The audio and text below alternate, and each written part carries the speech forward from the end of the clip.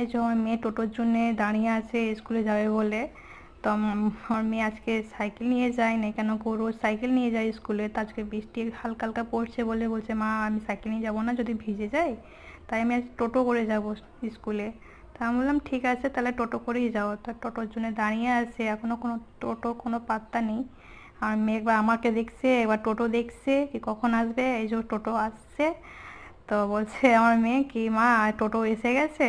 এই যে আমার মেয়ে তো খুব খুশি, আগে থেকে ব্যাগ ঝুলিয়ে নিয়ে বসে দাঁড়িয়ে আছে টোটো যাবে বলে। টোটোওয়ালা বললো যে ওই সাইডে আসো, তো আমার মেয়ে আবার ওই সাইডে যাচ্ছে। এই যে দেখো, এবার টোটো তো উঠবে, টোটো পুরো ভিড়, টোটোতে বসার জায়গা পর্যন্ত নেই। তো আমার মেয়েকে বললাম উঠে দাঁড়া, আর দাঁড়িয়ে দাঁড়িয়ে যা, আর কিছু করার নেই। তো আমার মেয়ে এই যে ব্যাগটা রাখলো, রেখে এই যে দাঁড়িয়ে পড়লো। এই যে টোটো বসার জায়গা নেই, আজকে টোটো প্রচণ্ড ভিড় ছিল।